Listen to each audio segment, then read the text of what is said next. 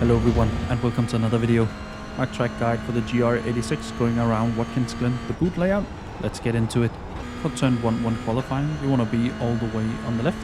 And turn 1 is all about the exit because we have a long straight which is not straight afterwards. I brake when I get past the 200 board here on the left.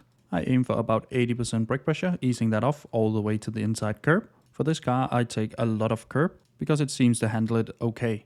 Just before I get to the curb, I'll be going on the throttle again. The goal is to come out on the outside curb using all of it and not crossing it. If you cross it, you'll get a 1x. So staying on this curb here and don't cross it. The next couple of turns is full throttle. It's all about scrubbing off as little speed as possible. So be smooth with the inputs and drive the fewest meters possible. This is also where accidents happen on the first lap, so just be aware. And again, for qualifying, you want to be tracking out to the left side of the track.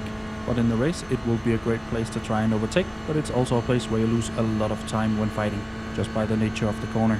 So we turn in at full throttle, and when we get past the 200 board here on the left, is where I go off the throttle and just use a little bit of brake. No more than a few percent, just to stabilize the car. You want to cut as much curb as you can, getting as close as you can to the wall on the inside. I take every curb in this corner, just to shorten the distance we have to travel. Once I'm past the second curb, I'll be going on the throttle again. Just only making the third curb, but taking all of the fourth one.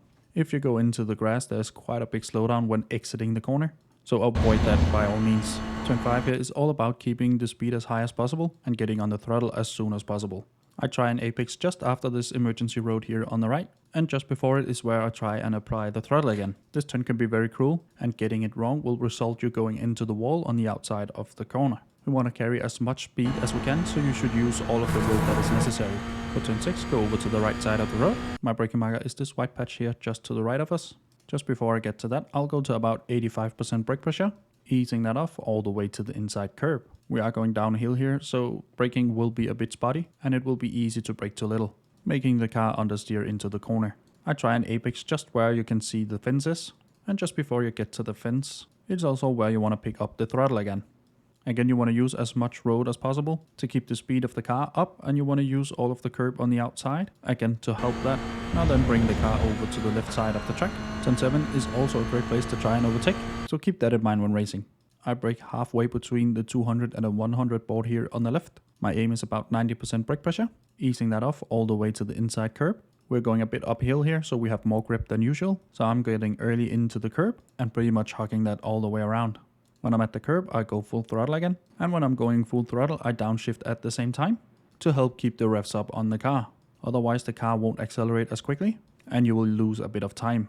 And we want to maximize it because we also have a bit of a straight afterwards. If you get a bad exit out of turn 7, then you want to position the car so you don't want to get overtaken into turn 8, but in qualifying, you want to be all the way on the left. Halfway between these two boards here on the left, I brake, and I aim for about 90% brake pressure. Easing that off again all the way to the inside curb, and when we get to the curb I'm going full throttle again, and we have quite a wide area on the outside we can use. Make sure you utilize that to maximize the exit speed of the corner, as it won't give you a 1x or a slowdown at all. Just make sure you get the car back to the right side of the track afterwards. For turn 9 I don't have a clear braking marker at all. I really couldn't find a good one here. So I brake from just about here, just before we go over the crest. Here I go to about 60% brake pressure, easing that off again all the way to the curb. Here I'm apexing at the top, not following the curb around. And once we are at the curb at the top, you want to go full throttle again. Then you want to use as much room as you dare on the outside. Getting this wrong will result in hitting the wall on the outside. And now just stay for the right side of the track. Turn 10 is flat out, just be smooth with the input and don't hit the inside curb too hard. Now you want to bring the car over to the left side of the track for turn 11 and last turn. I brake when I pass the wall here on the left.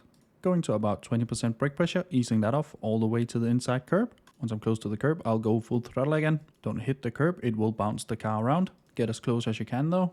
Now be brave and get as close to the wall as you can. Only go out to the wall if the car wants to, otherwise drive as few meters as you can. And now it's a race down to the start finish line. And that's my guide for the GR86 going around Watkins Glen, the boot. I have a playlist of guides linked down below in the description. Hopefully you enjoyed this one, at least what has helped you. If it has, leave a like down below, consider subscribing as well. And now for the uninterrupted hot laps.